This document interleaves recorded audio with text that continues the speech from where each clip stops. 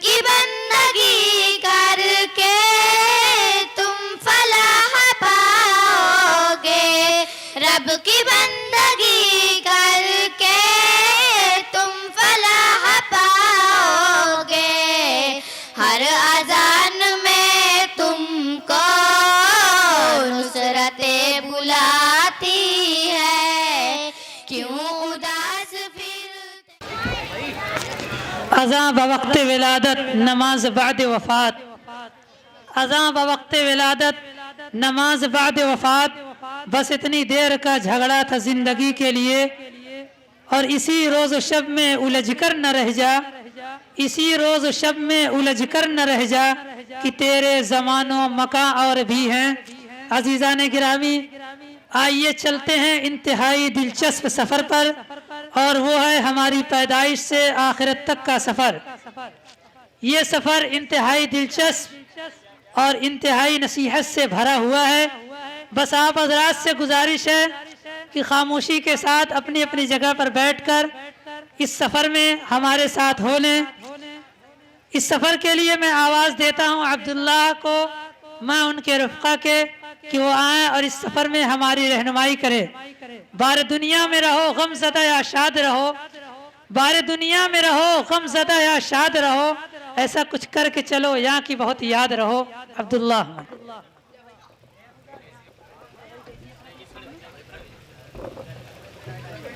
السلام علیکم، نحمدہ ونصلی علی رسولہ الکریم، اما بعد۔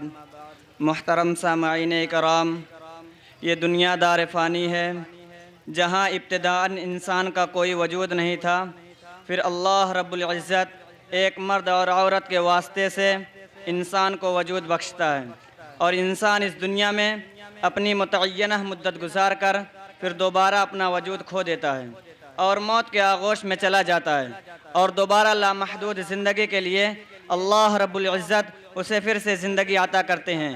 آج کے ہمارے اس سفر میں ہم اپنی انہی دونوں زندگیوں اور موتوں پر تبصرہ کریں گے، جہاں ہم اپنی زندگی کی اتباع بلکہ اس سے پہلے کے حالات سے لے کر موت تک ہمارے اللہ کے ساتھ معاملات کو، اور موت اور اس کے بعد کی زندگی کے بارے میں قرآن کے حوالے کے ساتھ سماعت فرمائیں گے، جہاں کہیں ہمارے اللہ رب العزت کے ساتھ معاملات اور قبر و قیامت کے حالات کا تذکرہ بھی ہمیں سننے کو ملے گا۔ ہمارا یہ مختصر سفر انشاءاللہ بہت دلچسپ اور نصیحت آمیز ہوگا۔ بس آپ سے گزارش ہے کہ اپنی اپنی جگہوں پر جم کر ہمارا ساتھ دیتے رہیں۔ ارشاد باری تعالیٰ ہے، كيف تكفرون بالله وكنتم أمواتا فأحياكم ثم يميتكم ثم يحييكم ثم إليه ترجعون۔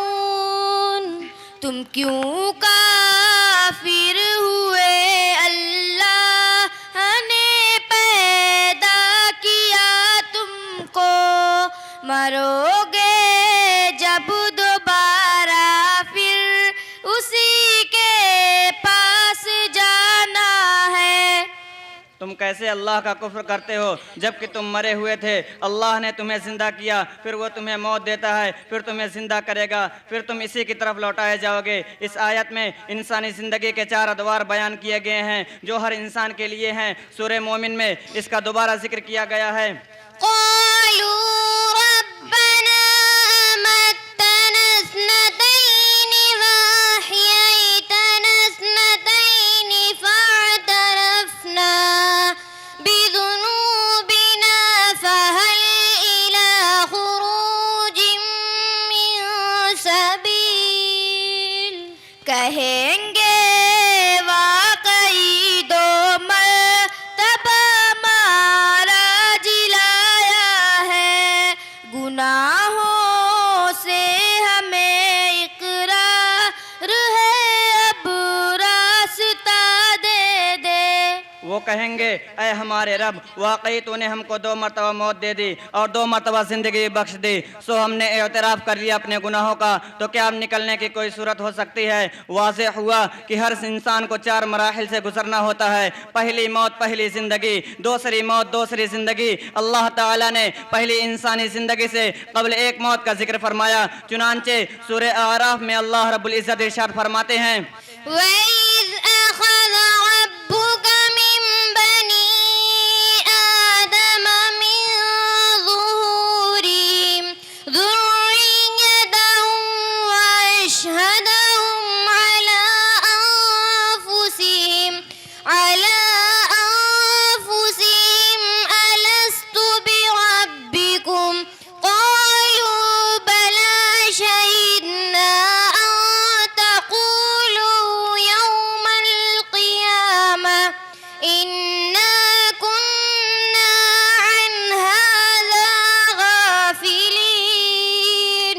کیا پیدا تمہیں اللہ نے اولاد آدم سے، لیا اقرار ہم سب سے کہ کیا میں رب نہیں تیرا، گواہی ہم سبھی نے دی تھی بے شک رب ہمارا تو، قیامت میں کوئی یہ نہ کہے ہم کو خبر نہ تھی۔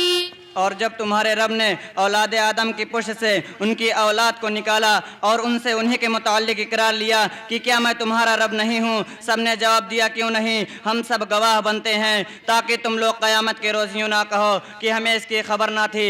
معلوم ہوا کہ انسانی روحیں موجود تھی، لیکن اللہ تعالیٰ نے اسے موت کا دور بیان فرمایا۔ پہلی موت کے اس دور کے بعد انسان کی پہلی زندگی کا دور آتا ہے۔ مالک کائنات کا ارشاد ہے وَلَقَدْ خَلَقْنَا الْإِنسَانَ مِن سُلَالَةٍ مِّن طِينٍ ثُمَّ جَعَلْنَاهُ نُطْفَةً فِي قَرَارٍ مَّكِينٍ ثُمَّ خَلَقْنَا النُّطْفَةَ عَلَقَةً فَخَلَقْنَا الْعَلَقَةَ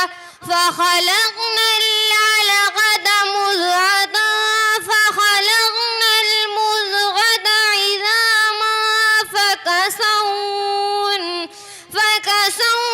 الْعِظَامَ لَحْمًا ثُمَّ أَنشَأْنَاهُ خَلْقًا آخَرَ فَتَبَارَكَ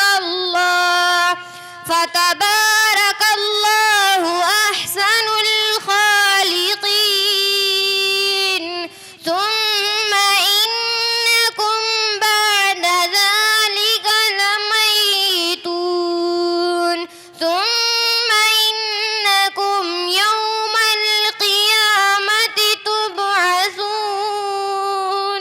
کیا ہے تم کو پیدا رب نے مٹی کے خلاصے سے، خدا نے سب سے پہلے ہم کو نطفے کی شکل دی ہے، اسی نطفے سے ہڈی بوٹیاں سب کچھ بنایا ہے، بنا کر ایک نئی شکل تمہیں پیدا کیا بھی ہے، بناتا ہے جو بہتر سب سے وہ اللہ بڑا ہی ہے، نکالے گا تمہاری روح کو پھر سے جلائے گا۔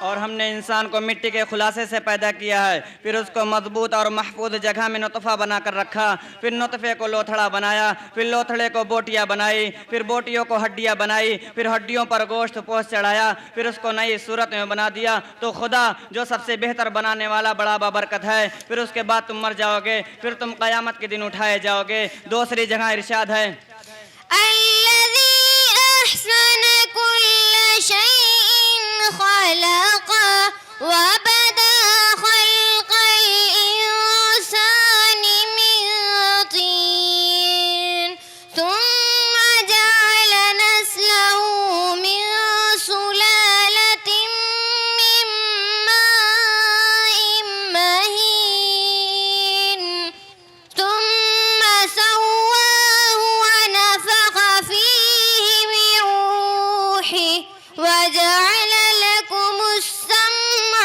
والأبصار والأفئدة قليلا ما تشكرون. جس نے ہر چیز کو بہترین صورت میں بنایا اور انسان کی تخلیق مٹی سے کی اور پھر اس کی نسل ایک حقیر پانی سے چلائی، پھر اسے رحم مادر میں درست کیا اور اپنی روح پھونکی اور تمہارے کان، آنکھ اور دل بنائے، تم لوگ کم ہی شکر گزار ہوتے ہو. قرآن کے بیان سے واضح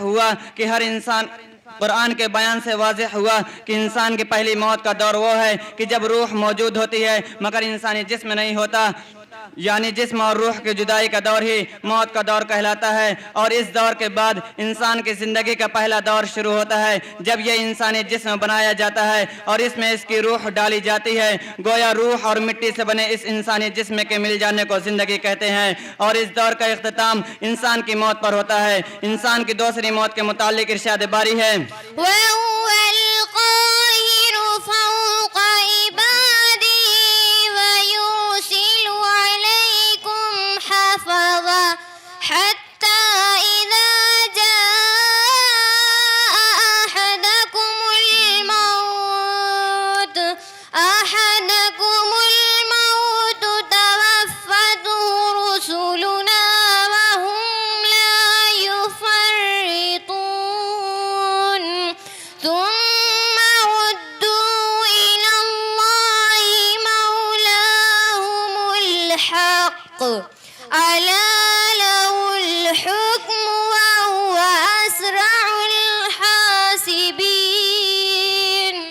بڑی قدرت کا مالک ہے، وہ بندوں پر بھی غالب ہے. وہ اللہ ہے جو انسان کی نگہبانی کراتا ہے، فرشتوں سے یہاں انسان کی پھر روح نکالتا ہے. یہاں سے مر کے ہر انسان خدا کے پاس جاتا ہے. اور وہ اپنے بندوں پر غالب ہے اور تم پر نگہبان بھیجتا ہے، یہاں تک کہ جب تم میں سے کسی کی موت آتی ہے تو ہمارے بھیجے ہوئے فرشتے اس کی روح قبض کر لیتے ہیں اور کوئی غلطی نہیں کرتے. پھر تم اللہ کی طرف پلٹائے جاتے ہو جو تمہارا حقیقی مولا ہے، وہ بہت جلد حساب لینے والا ہے. دوسری جگہ ارشاد ہے، حتى إذا جاء أحدهم الموت قال رب ارجعون لعلي أعمل صالحا فيما تركت كلا إنها كلمة هو قائلها ومن ورائهم برزخ إلى يوم يبعثون. کر واپس تو دوبارہ میں عمل کو نیک لاؤں گا، تو پھر اللہ کہے گا یہ کبھی ہرگز نہیں ہوگا. یہاں تک کہ ان میں سے کسی ایک کی موت آتی ہے تو کہتا ہے، اے میرے رب مجھے واپس لوٹا دے تاکہ میں نیک عمل کروں جسے میں چھوڑ آیا ہوں. اللہ تعالیٰ فرماتا ہے، ہرگز نہیں، یہ تو محض ایک بات ہے جو یہ کہہ رہا ہے. اور ان سب کے پیچھے ایک آڑ ہے. اٹھائے جانے والے دن تک ان آیات کا یہ خلاصہ ہے کہ زندگی کے اس دور کے بعد موت کا دور شروع ہوتا ہے. مٹی سے بنے اس جسم سے روح نکال لی جاتی ہے اور اللہ کے پاس لے جائی جاتی ہے. پھر اس موت کے بعد سب سے پہلی منزل قبر سے شروع ہوتی ہے جہاں بندوں کا حساب کتاب لیا جاتا ہے۔ اگر بندہ ایمان والا ہے اور اللہ و رسول کے احکام کے مطابق زندگی گزارنے والا ہے تو وہ ان سوالوں کا جواب بآسانی دے لے گا، جس کے بارے میں قرآن کہتا ہے يثبت الله الذين آمنوا بالقول الثابت في الحياة الدنيا وفي الآخرة۔ جو اچھے لوگ ہیں اللہ پر ایمان رکھتے ہیں، انہیں دی اور دنیا میں خدا محفوظ رکھتا ہے۔ کہ ایمان والوں کو اللہ تعالیٰ پکی بات یعنی کلمہ طیبہ سے دنیا و آخرت میں مضبوط رکھتا ہے، لیکن فاسق فاجر اور بدکار شخص ہر سوال کے جواب میں یہی کہے گا ہاں لا ادری، ہائے افسوس میں نہیں جانتا۔ لہٰذا حکم ہوتا ہے کہ اس کے لیے جہنم کا دروازہ کھول دیا جائے اور اسے جہنم کا لباس پہنا دیا جائے۔ مختصر یہ ہے کہ قبر کی منزل کے بعد آخرت کی دوسری منزل شروع ہوتی ہے، جس کے متعلق ارشاد خداوندی ہے وَيَقُولُونَ مَتَىٰ هَٰذَا الْوَعْدُ إِن كُنتُمْ صَادِقِينَ مَا يَنظُرُونَ إِلَّا صَيْحَةً وَاحِدَةً تَأْخُذُهُمْ وَهُمْ يَخِصِّمُونَ فَلَا يَسْتَطِيعُونَ تَوْصِيَةً وَلَا إِلَىٰ أَهْلِهِمْ يَرْجِعُونَ۔ اور وہ لوگ کہتے ہیں کب ہے یہ وعدہ، اگر تم سچے ہو یہ نہیں دیکھیں گے مگر ایک دہشتناک آواز جو انہیں آ پکڑے گی اور وہ آپس میں جھگڑ رہے ہوں گے، پھر نہ کوئی وصیت کر سکیں گے نہ اپنے گھروں کو واپس جا سکیں گے۔ قیامت کا منظر بڑا ہولناک ہوگا، کائنات عالم درہم برہم ہو جائے گی، پہاڑ روئے کے گالوں کی طرح الٹے پھریں گے، آسمان و زمین، چاند سورج ستارے سب ٹوٹ پھوٹ جائیں گے، ایک ذات واحد مالک الارض والسماوات کے سوا کوئی باقی نہ رہے گا۔ سورہ حج میں ارشاد باری تعالیٰ ہے يا أيها الناس اتقوا ربكم إن زلزلة الساعة شيء عظيم۔ ڈرو لوگوں، قیامت تو بہت ہی پرخطر شے ہے، دوبارہ سور پھونکے جانے پر ہو جائیں گے زندہ۔ لوگوں اپنے رب سے ڈرو، بے شک قیامت کا سلسلہ ایک بہت بڑی چیز ہے، پھر دوبارہ سور پھونکا جائے گا تو سب زندہ ہو کر میدان حشر کی طرف چل پڑیں گے۔ وَنُفِخَ فِي الصُّورِ فَإِذَا هُم مِّنَ الْأَجْدَاثِ إِلَىٰ رَبِّهِمْ يَنسِلُونَ۔ اور دوبارہ سور پھونکا جائے گا، پس اچانک وہ قبروں سے اپنے رب کی طرف پھیل پڑیں گے۔ میدان حشر اس لیے قائم ہوگا تاکہ انسانوں کے عمل کا حساب ہو کہ کس نے دنیا میں کتنے عمل کیے، کتنے مزے، کیا نیکی کی کیا برائی۔ نیکی کرنے والے کو نیکی کا پورا پورا بدلہ، برائی کرنے والے کو برائی کا پورا پورا بدلہ دیا جائے گا۔ کسی کے ساتھ نہ تو نا انصافی ہوگی اور نہ ہی ظلم۔ ارشاد باری ہے فَالْيَوْمَ لَا تُظْلَمُ نَفْسٌ شَيْئًا وَلَا تُجْزَوْنَ إِلَّا مَا كُنتُمْ تَعْلَمُونَ۔ قیامت میں کسی مخلوق پر بھی ظلم نہ ہوگا، کیا جو بھی برا اچھا اسی پر فیصلہ ہوگا۔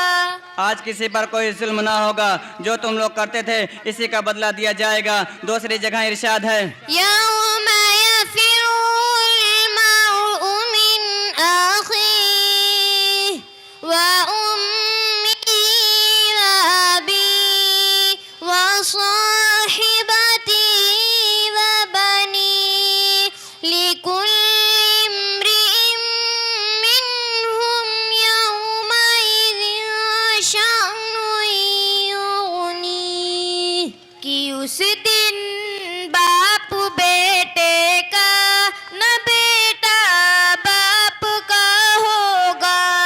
سبھی ایک دوسرے کو دیکھ کر کے بھاگتا ہوگا۔ جس دن آدمی اپنے بھائی سے، اپنی ماں اور باپ سے، اپنی بیوی اور اولاد سے بھاگے گا، ان میں سے ہر ایک کی اس دن ایک ایسی حالت ہوگی جو اسے دوسرے سے بے نیاز کر دے گی۔ اس دن دوست دشمن بن جائیں گے، اپنے پرائے ہو جائیں گے، اور ایک دوسرے سے یوں بھاگیں گے جیسے کبھی کوئی جان پہچان نہ ہو۔ ایک دوسرے کی نظروں سے چھپتے پھریں گے کہ مبادہ کوئی نیکی نہ مانگ لے۔ میدان حشر میں بدحوثی کا یہ عالم ہر ایک کے ساتھ نہ ہوگا۔ اللہ کے کچھ بندے حشر کے میدان میں بالکل پریشان نہ ہوں گے۔ یہ وہ نیک بندے ہوں گے جو قرآن اور رسول کے حکموں پر چلے ہوں گے، دنیا کی راحت و آرام میں پڑھ کر عقبہ کو فراموش نہ کیا ہوگا۔ خلاصہ یہ ہے کہ جنہوں نے